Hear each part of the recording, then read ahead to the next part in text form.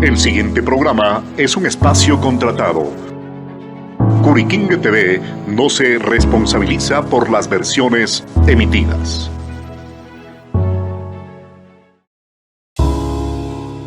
El siguiente programa es de clasificación O. Opinión.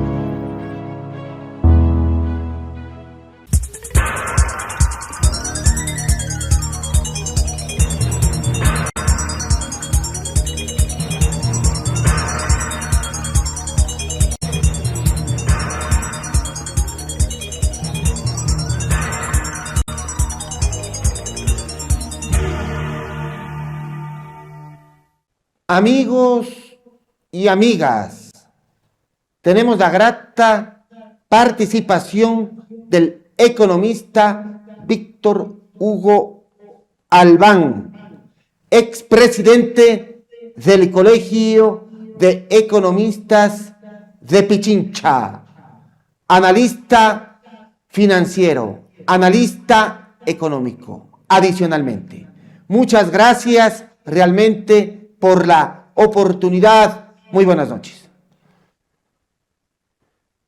Buenas noches, Juan Pablo. Qué gusto participar con usted en tan exclusivo programa.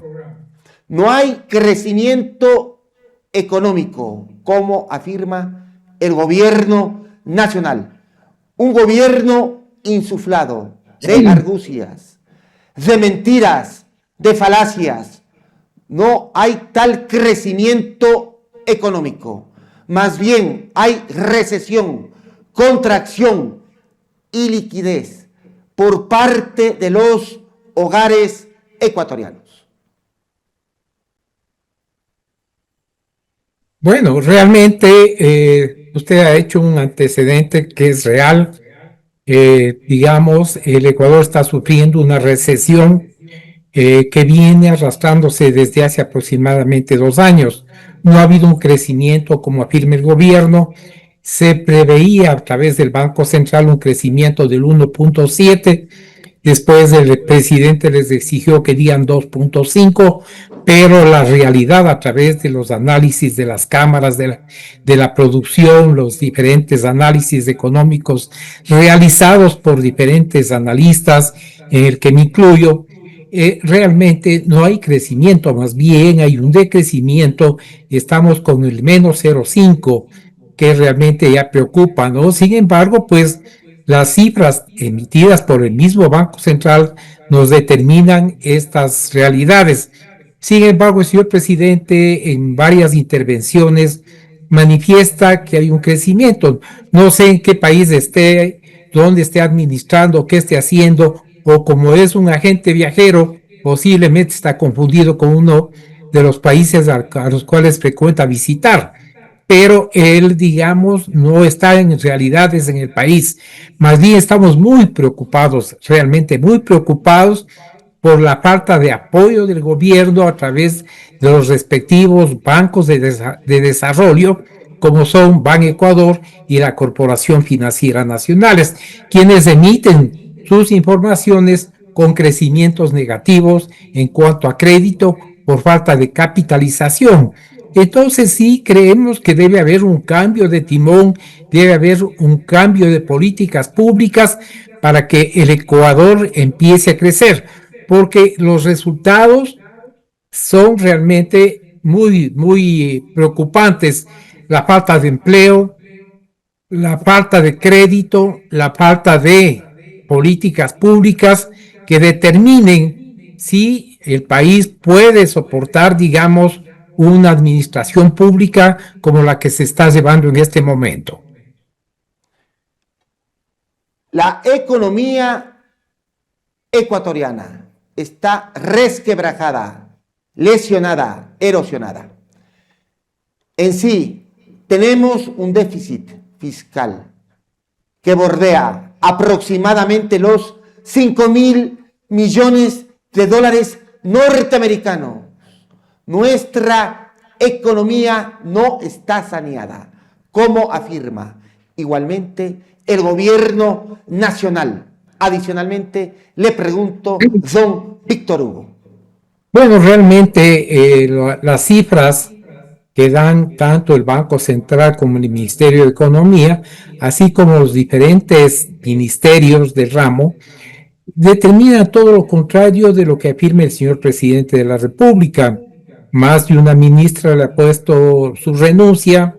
Todos sabemos que la ministra de Finanzas acaba de poner su renuncia también, obviamente porque las políticas públicas de parte del eje central, que es el presidente de la República, no están bien determinadas, no están bien realizadas, acorde a los acontecimientos, a los hechos reales en el Ecuador.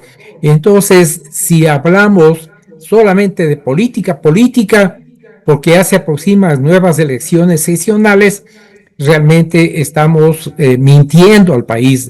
Perdónenme que sea tan crudo al decir mintiendo, porque es una realidad que se le miente al país por razones políticas, cuando en realidad tenemos falta de inversión, tenemos falta de empleo, tenemos un país que se está resquebrajando cada vez más y obviamente pues se ve claramente que no nos dicen realidades. La gente debe creer a la primera autoridad y decir, si él dice que estamos bien, pero si nosotros que estamos estudiando todos los días la parte económica social, le desmentimos, decimos, señor presidente, ¿en qué país está? Porque la situación es bastante difícil, bastante resquebrajada. Este rato se toman políticas de tipo sumamente diferentes por estrategia política, como es bajar el precio de los combustibles, cuando en realidad el precio del petróleo, por razones de política internacional, como los problemas que tiene Estados Unidos con el estrecho de Hormuz, son realidades que no solamente vive el señor presidente, sino vive el Ecuador y el mundo.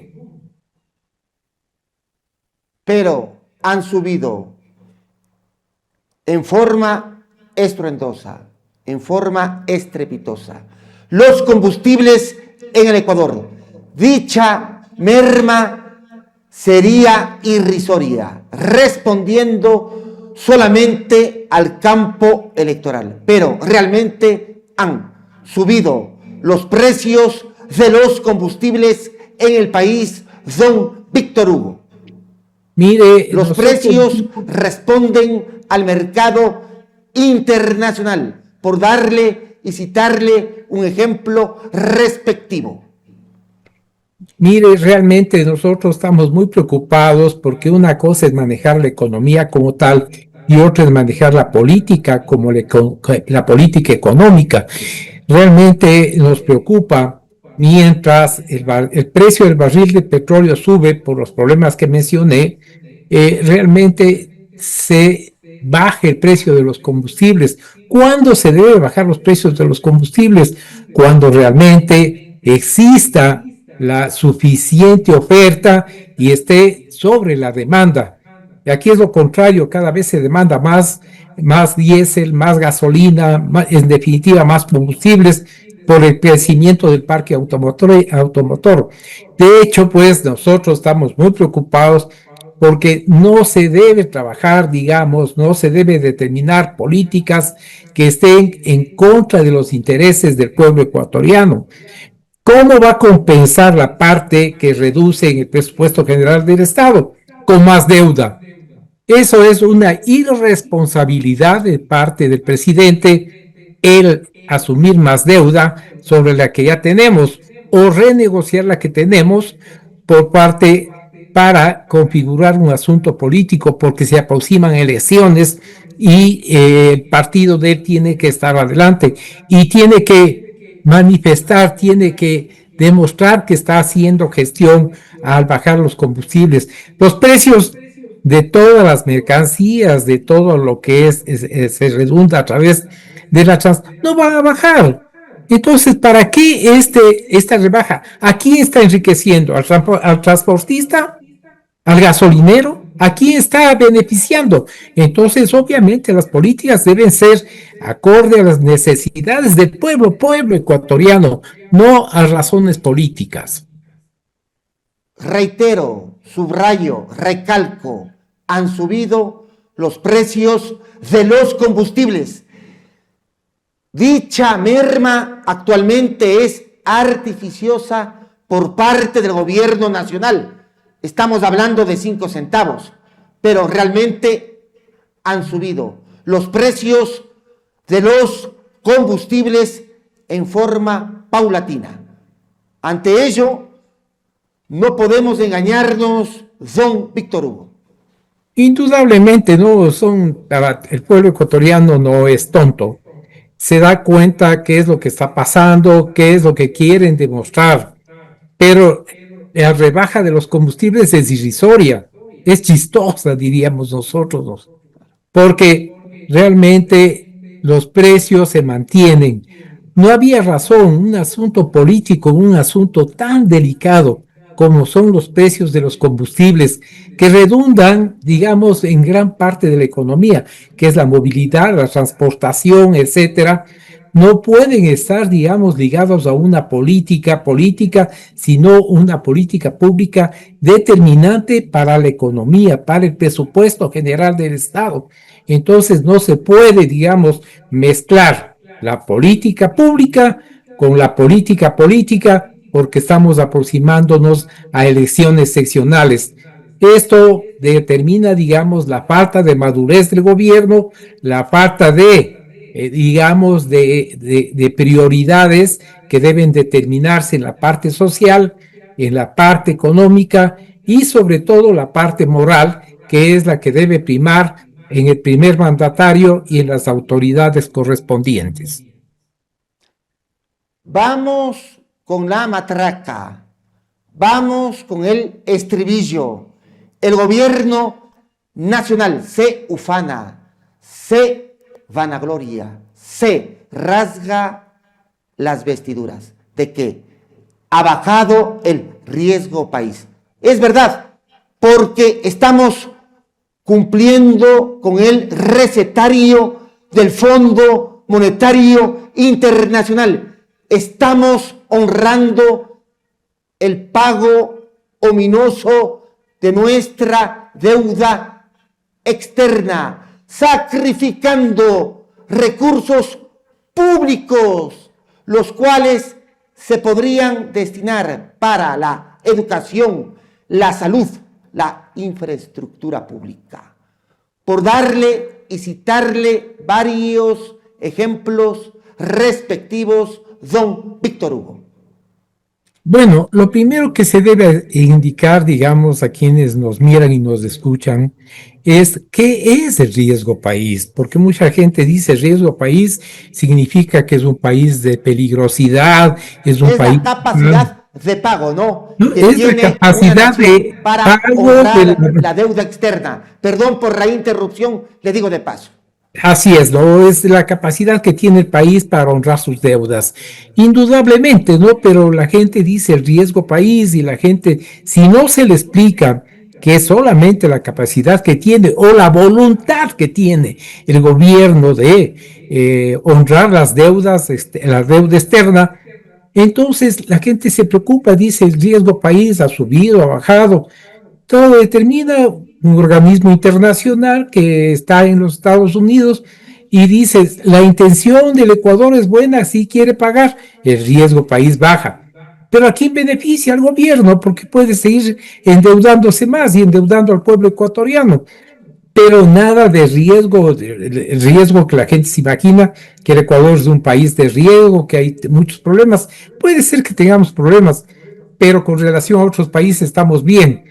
De todas maneras, pues el riesgo país es la capacidad de pago, como usted bien lo manifestaba, de honrar las deudas en el exterior. Eso determina el Fondo Monetario Internacional y obviamente le conviene porque dice el Fondo Monetario que tiene la obligación de acudir a nosotros, digamos, cuando estamos con un déficit presupuestario o tenemos problemas por una calamidad o lo que sea, que se da no solo en el Ecuador, sino en todos los países del mundo, tiene que estar acorde a los requerimientos económicos y financieros de cada país. Pero esto no significa que nosotros nos regalan el dinero. Es una deuda que los ecuatorianos tenemos que honrar tarde que temprano. el riesgo país no se traduce en inversión extranjera directa. Para nada, don Víctor Hugo. Indudablemente no. ¿Qué va a ser? Digamos, es la muestra, es el pago, la capacidad de pago que tiene, la voluntad que tiene el país, el gobierno de honrar su deuda con el Fondo Monetario y con el resto de acreedores que tiene el Ecuador. Retornando con el déficit fiscal, estaría bordeando los 5.000 millones de dólares norteamericanos o los 8.000 millones de dólares norteamericanos. Hay distintas fuentes de información. Bueno, realmente la deuda real, digamos, digamos que estamos quedando mal, son alrededor de entre 7.000 y 8.000 millones de dólares, porque son deudas represadas, ¿no? Que vienen difiriéndose, no hay la capacidad de pago, no hay la voluntad y no tiene, digamos, un equipo capaz de que sea negociador, porque no es de ir y decir, negociemos esto y punto. Hay que ir a negociar tasas de interés, plazos, molas, multas, y obviamente para eso se necesita capacidad, experiencia, haber trabajado mucho tiempo en el sector financiero, en el sector público financiero, en el Banco Central, en el mismo Ministerio de Finanzas. Pero las personas que pone el presidente, digamos, son personas, deben ser profesionales y obviamente, y tal vez buenas, pero no tienen experiencia, ¿no?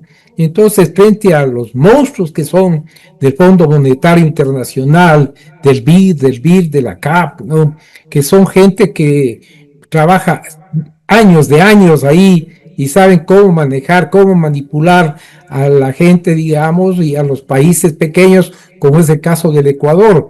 Entonces tiene que poner un vis a vis. Es como si peleara, para que se me entienda bien, un neófito con un boxeador profesional. Entonces, de hecho, pues hay que tener mucho cuidado con este tipo de políticas que pueden perjudicar al país sin que le importe a nadie, porque ¿qué le importa mañana al presidente? Él se va a sus negocios, tiene mucho más dinero ahorita de lo que ha ganado en la presidencia, y obviamente, pues, de hecho, pues no le va a importar qué es lo que le está pasando al pueblo ecuatoriano, que es el que tiene que pagar y asumir esa responsabilidad en todo momento y hasta el fin. ¿Qué le parece la ministra de Economía?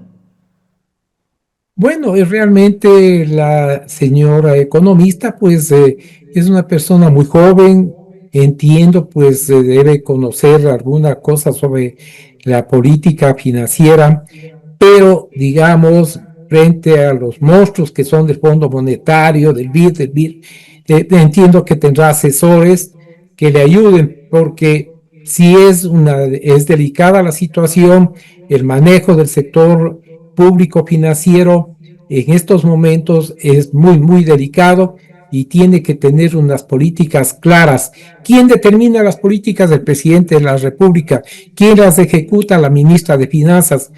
Pero tiene que ser lo suficientemente entendida, con la suficiente experiencia para poder, digamos, negociar a favor del Ecuador.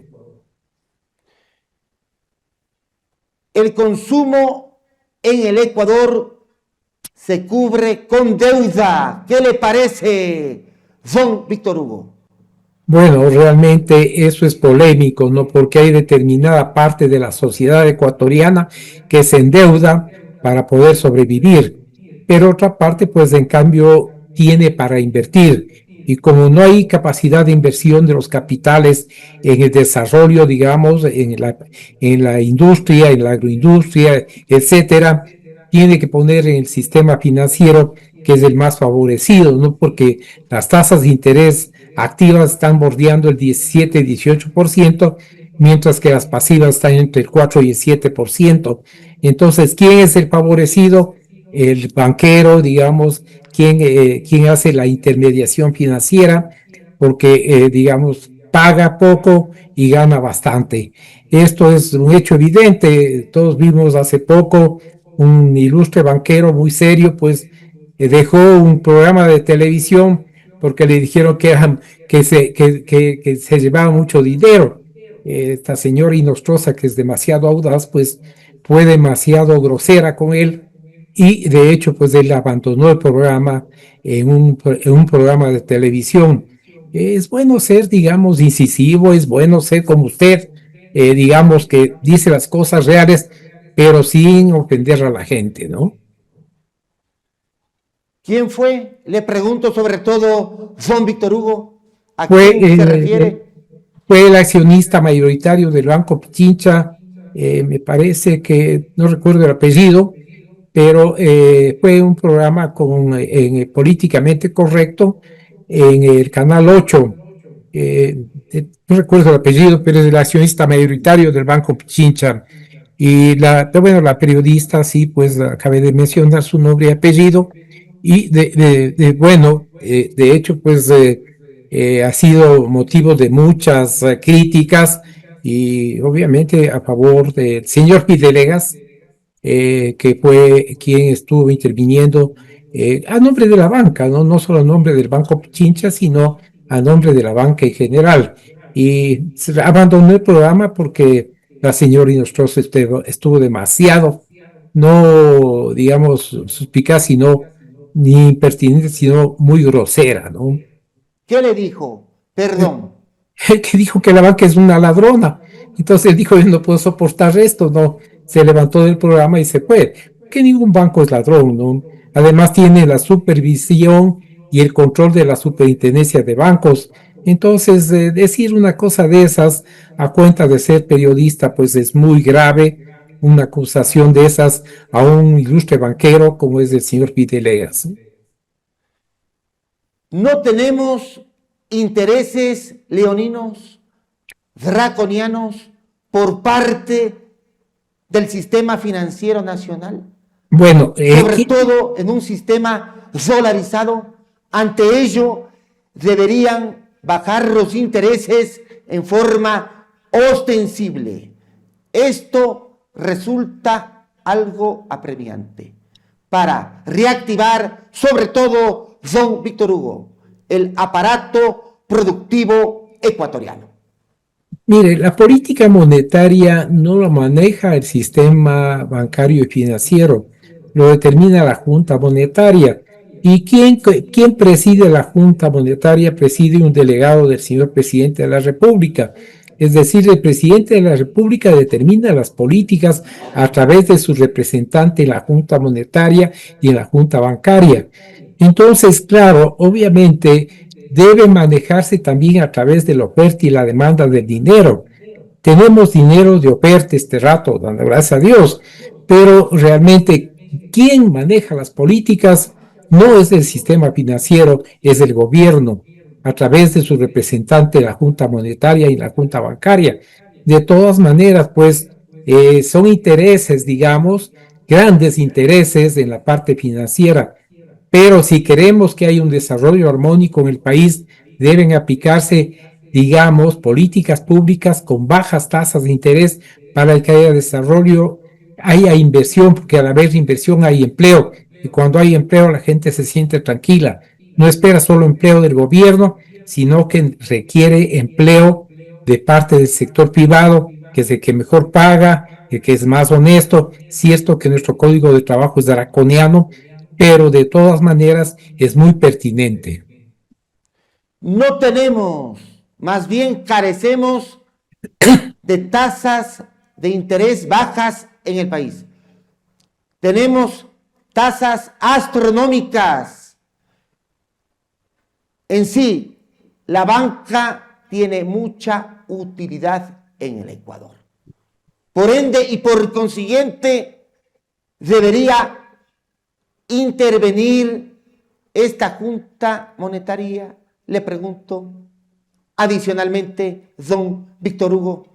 Indudablemente las políticas en la parte monetaria, en la parte financiera, no son solo de la Junta Monetaria y de la Junta Bancaria, son determinadas por el presidente de la República. Le recuerdo y reitero, pues, quien preside la Junta Monetaria es el representante del presidente de la República.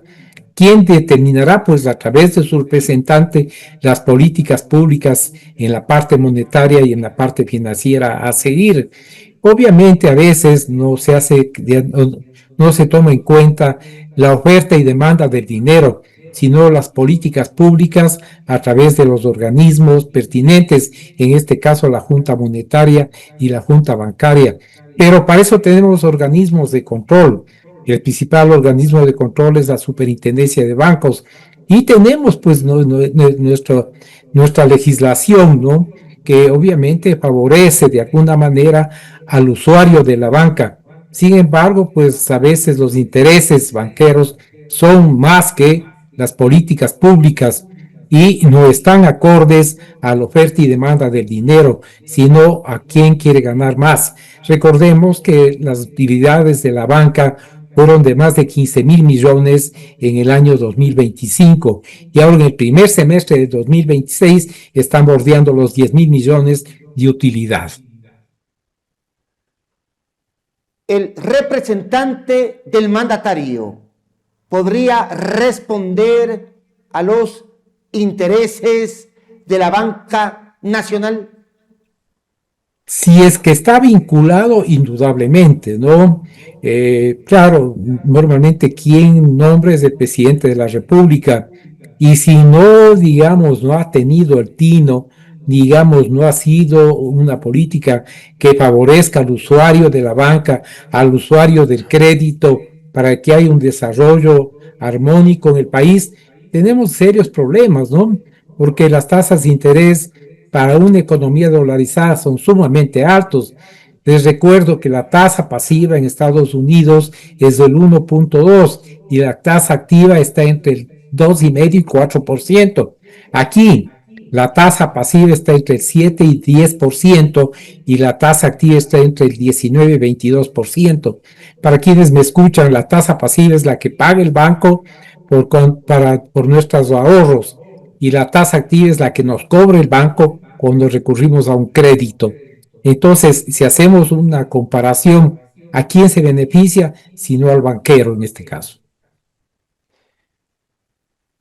Por lo pronto, por ende y por consiguiente, continúa el ajuste estructural por parte del Fondo Monetario Internacional. Este panorama oprobioso, lúgubre, no cambiará durante el trayecto, durante la instancia de este gobierno que preside Daniel Noboa Asín. Su opinión, su palpitar, su reflexión, su concepto, por favor, le escuchamos, don Víctor Hugo, detenidamente. Hay dos aspectos fundamentales. Primero, el de políticas públicas que determine el gobierno y segundo, la ley de oferta y la demanda del dinero, ¿no? Realmente, ahorita, dadas las políticas públicas del gobierno, la gente prefiere no invertir, prefiere hacerlo en Colombia o en Perú, que las políticas públicas de los gobiernos, a pesar de tener problemas, son mucho más convenientes al inversor. Solamente con una comparación, digamos, que es buena porque no se mete política entre, digamos, Ecuador y Perú. Miren, Perú en 5 años han habido 7 gobiernos. Sin embargo, el presidente del Banco Central o Banco de la Reserva del Perú, como se llama, realmente está 40 años en el cargo, no le ha habido. ¿Qué pasa con el sol, con la moneda del Perú? Que no se ha devaluado, no ha pasado nada, es una economía estable. O sea, la política, esta parte de la política económica y financiera, eso es el éxito del Perú. Aquí le confunden, ¿no es cierto? Y hacen una sola mezcolanza, la política pública, la política económica, y eso nos retrae de la inversión, y de hecho, pues, tenemos ciertos problemas que secundan a esta política, como es la falta de empleo, la falta de organizaciones, y obviamente la gente quiere vincularse al sector político para lograr un empleo que, digamos, de paso es malo porque está retirado del gobierno, es pan para ahora, hambre para mañana. No hay políticas públicas instauradas por parte del gobierno nacional. No se fomentan esas políticas públicas. ¿Por qué? Adicionalmente, le pregunto, don Víctor Hugo. Bueno, las políticas públicas deben darse, digamos, de acuerdo a las circunstancias socioeconómicas, sociopolíticas en cada país. En este caso, en el Ecuador, pues, ¿no es cierto?, deben estar atentos, ¿no? Para eso tiene, digamos, sus asesores, que son sus ministros en las diferentes ramas, y decir, bueno, pues en la parte económica, que es el pilar fundamental, ¿no es cierto?, en donde tiene sus asesores, que son el ministro de Finanzas o la ministra de Finanzas, en este caso, el gerente del Banco Central, el gerente de Ban Ecuador, el gerente de la Corporación Financiera, que hacen el staff, digamos, de políticas económicas y financieras para manejar las tasas de interés, tanto activas como pasivas. Entonces, sí debe estar atento el presidente, porque debe reunir, digamos, a este grupo y decir, bueno, ¿cómo está la economía? ¿Cómo está el sector crédito? ¿Hay morosidad? ¿No hay morosidad? ¿Cuánto es la morosidad? Si existe, ¿a qué se debe? ¿Qué estudios socioeconómicos han realizado? ¿Cuáles son los problemas que tiene el agro? ¿Cuáles son los problemas que tiene la pequeña empresa? ¿Cuáles son los problemas que tiene la gran empresa? ¿Cómo está el empleo? Es decir, son cosas que realmente a uno le tienen que interesar. A uno como ciudadano común y corriente, no se diga a un presidente de la República, que realmente debe estar muy preocupado por este tipo de menesteres, ¿no? Yo recuerdo que el doctor Rodrigo Borja Ceballos, que creo que falleció, que en paz descanse, si así, realmente él estaba a las 6 de la mañana con el gerente del Banco Central, determinando qué ha pasado con la política monetaria y con la ministra de Finanzas y con todo el sector financiero. Y hasta las 8 o 9 de la mañana, viendo qué debe hacerse. Fue uno de los mejores gobiernos, ¿no? Y no soy político yo, ¿no? Por si acaso.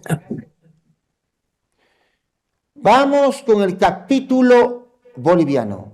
Bolivia protesta sobre todo por un ajuste brutal en medio de la pobreza y la fragilidad social. El gobierno de Rodrigo Paz descargó el costo de la crisis sobre una población ya golpeada por la pobreza, la inflación, la escasez de dólares y la falta de combustibles.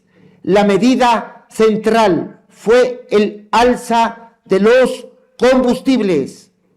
¿Qué le parece? Bueno, realmente, digamos, dentro del contexto latinoamericano, Bolivia tiene, digamos, un grave problema, y lo ha tenido desde hace mucho tiempo.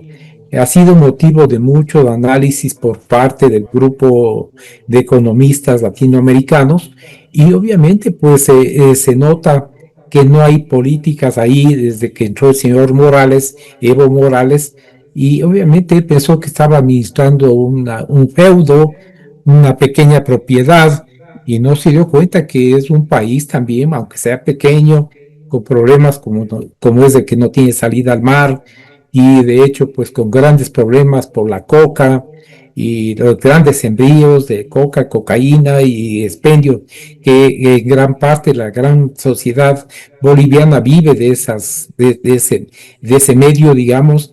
Como nosotros tenemos las grandes exportaciones de banano, café, cacao, ellos exportan la droga, ¿no? Y obviamente no solamente a Latinoamérica, sino a Europa y Estados Unidos. Y los controles ahora son más drásticos, y de hecho pues eso afecta a la economía boliviana. Pero, digamos, las políticas deben determinarse para que haya otro tipo de economía acorde a las circunstancias socioeconómicas y digamos, determinantes en la sociedad que tiene cada país, en este caso Bolivia. No han sido claras en el transcurso de los años, de los tiempos, y de hecho es un pueblo que es bastante, digamos, pobre, tomándole en buen sentido la palabra, ¿no? Porque no tienen, digamos, capacidad económica de exportación. y de hecho pues la no salida al mar, que no tiene salida al mar y no ha sido capaz de negociar con los países vecinos una salida al mar, esto digamos causa serios problemas y la poca producción que tienen en el agro es de para consumo interno. Entonces es una sociedad que está bastante avenida a menos y de hecho pues hay un éxodo bastante significativo desde La Paz hacia otros países latinoamericanos, sobre todo Estados Unidos y Europa. Un superministerio que debilita la economía. La decisión adoptada, incorporada, introducida por parte del Gobierno Nacional de fusionar el Ministerio de Economía y Finanzas con los ministerios vinculados a agricultura y producción. Es un error técnico, es un error, sobre todo institucional. No representa una modernización del Estado ecuatoriano, sino una confusión de funciones que puede dañar tanto el manejo fiscal como la política productiva del Ecuador. El presidente de la República anunció el 4 de junio del 2026 la reducción de 14 ministerios actuales a 10 ministerios a través de procesos de fusión institucional y presupuestaria. La sociedad se pregunta si este achicamiento del aparato administrativo permitirá una mejor calidad de servicio público. Se cumplirán con los derechos sociales, económicos y ambientales de los ecuatorianos. La política que se contempla el Plan Nacional de Desarrollo de Gobierno se cumplirá. Hay un compromiso de reducir los gastos fiscales a través del crédito del Fondo Monetario Internacional. Entonces aquí estamos obedeciendo. Se debe evitar la duplicidad de funciones. Esto propuso el Fondo Monetario Internacional. Hay un estudio realizado, nos preguntamos los economistas, realmente nos deja bastantes incógnitas, ¿no? Y obviamente la propuesta del gobierno es conformar 3 grandes ministerios: el Ministerio de Desarrollo Económico y Productivo, 2, el Ministerio de Infraestructura y Tecnología, y 3, el Ministerio de Trabajo y Desarrollo Humano. El presupuesto general del Estado llegó a 29.450 millones, de los cuales 10.000 millones se los destina a sueldos y salarios. Este es el país, ¿no?, que se está administrando. Hay improvisación por parte del gobierno nacional en cuanto a la política económica y financiera. No podemos achicar más al Estado ecuatoriano. Bueno, realmente... Adicionalmente le digo, don Víctor Hugo. Bueno, realmente no solo se obedece a políticas públicas internas, a requerimientos, a necesidades, sino a políticas externas, ¿no? Son condicionalidades, que se me escuche bien, condicionalidades del Fondo Monetario Internacional. Entonces, claro, el Fondo Monetario dice: para que me pagues de Ecuador tienes que hacer esto, otro, achica el gobierno, achica, manda sacando a empleados públicos, tiene mucha gente, etcétera, ¿no es cierto? Entonces, no es una política pública, digamos, nacida del gobierno nacional, sino exigida de un organismo internacional para poder, digamos, renegociar la deuda externa o pedir más crédito para rellenar o cumplir compromisos con el presupuesto general del Estado. Deuda para pagar deuda. Es decir, se contrata nueva deuda para pagar vieja deuda. Indudablemente, ¿no? Si tenemos nosotros una deuda, digamos, de alrededor de 40.000 millones, como manifestamos al inicio, y obviamente pues se debe pagar alrededor de 8.217 millones de un año, que no lo vamos a tener, que no contempla el presupuesto general del Estado, y de hecho pues más bien se requieren más recursos.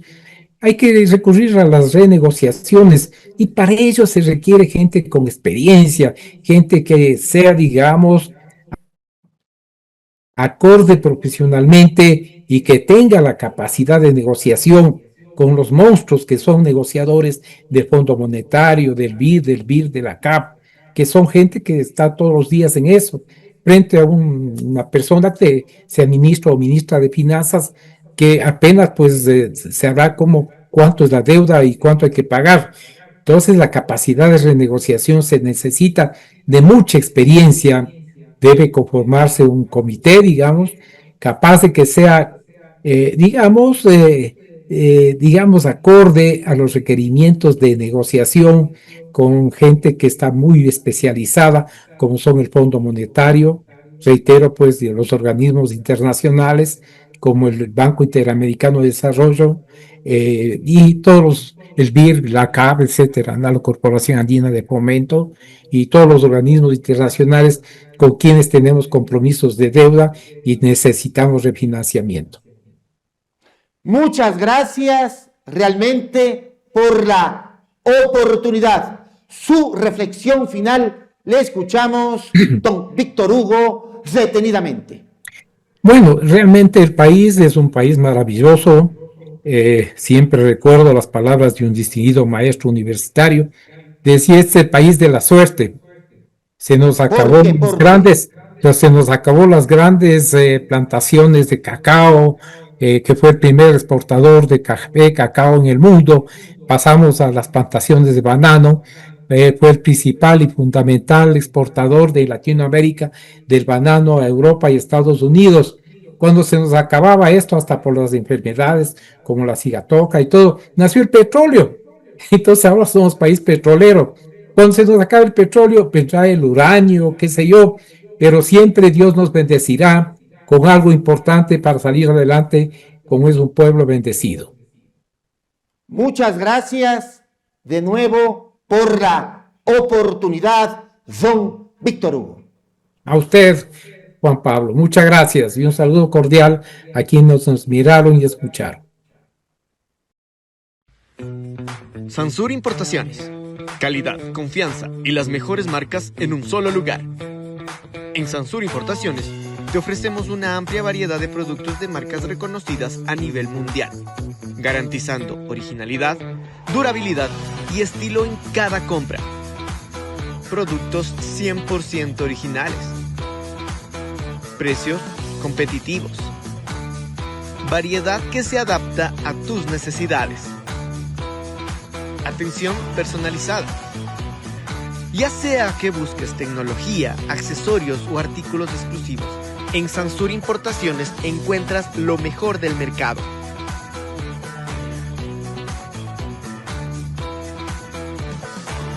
Tu mejor elección en productos de marca. Sansur Importaciones, lo mejor del mundo, más cerca de ti. Señora, seamos sinceras.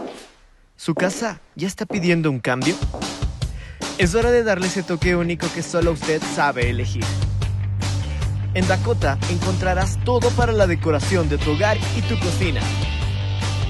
Vajillas, tazas, hermosas carteras y elegantes relojes. Porque cada detalle habla de ti. Sorprende, decora y enamórate de tu espacio.